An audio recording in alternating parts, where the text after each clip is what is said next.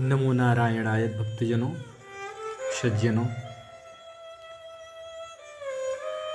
आज हम सभी श्रीमद् भागवत महापुराण के बारे में किंचित जानेंगे, समझेंगे, विचार करेंगे कि यह महापुराण का इस कली काल में क्या उपयोगिता है, क्या सिद्धि है। यदि हमें इस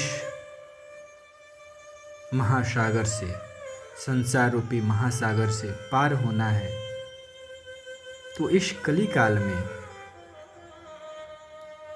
केवल मात्र श्रीमद् भागवत महापुराण ही वह एक नाव है जिसमें हम बैठ करके इस संसार रूपी महासागर से पार हो सकते हैं। कृष्णं नारायणं वन्दे, कृष्णं वन्दे व्रजप्रियं, कृष्णं द्वैपायनं वन्दे, कृष्णं वन्दे पृथासुतम्।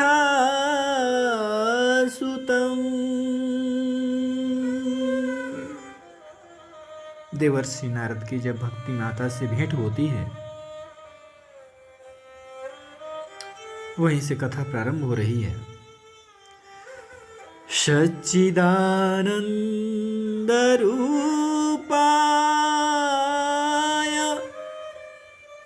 विश्वोत्पत्त्यादि हेतवे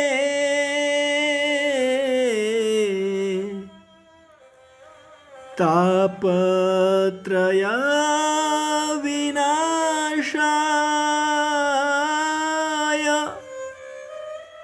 श्रीकृष्णाय वयं नुमः।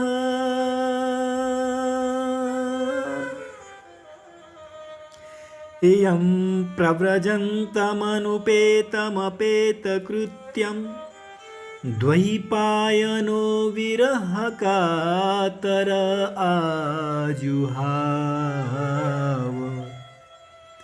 पुत्रेति तन्मयतया तरवोऽभिनेदुस्तं सर्वभूतहृदयं मुनिमानतोऽस्मि।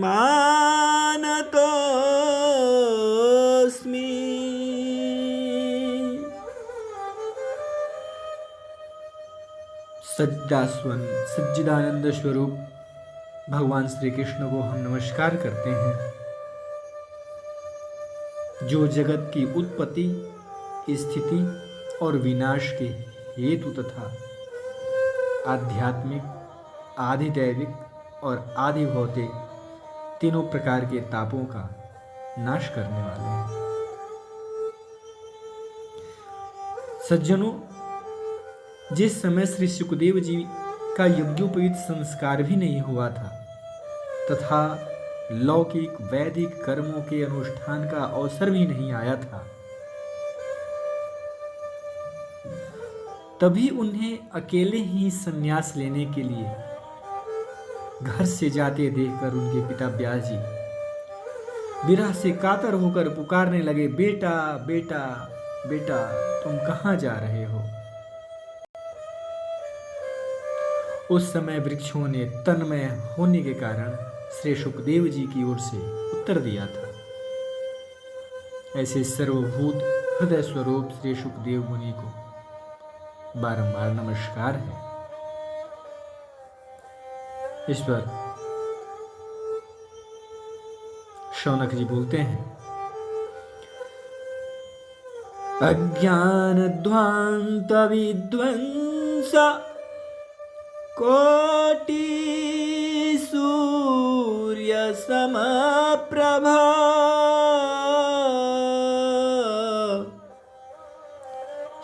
सूताख्यायि, 「 कथा सारम। 「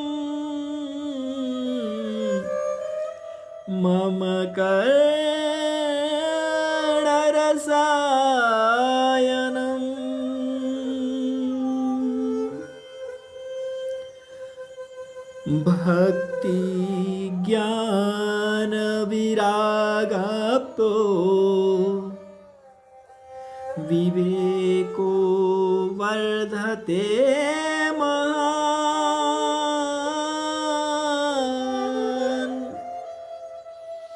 माया मोह निरासश्च वैष्णवैः क्रियते कथम्।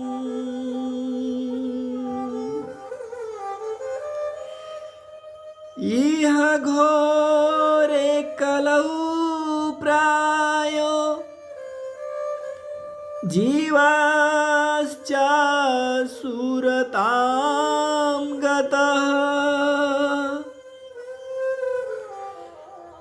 क्लेशाक्रान्तस्य तस्यैव शोधने किं परायणम्।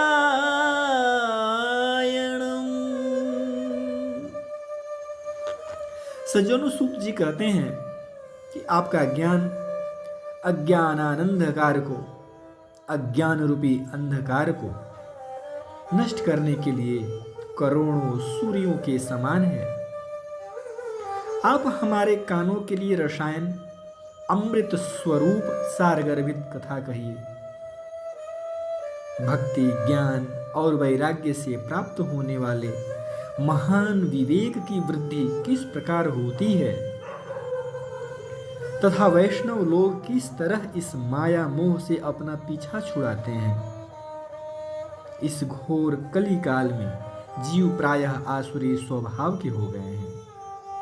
विविध क्लेशों से आक्रांत इन जीवों को शुद्ध बनाने का सर्वश्रेष्ठ उपाय क्या है?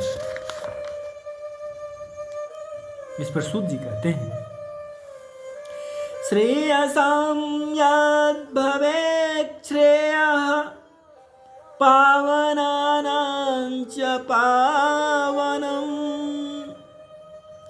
कृष्ण प्राप्तिकरं शाश्वत साधनं तद्वदाधुना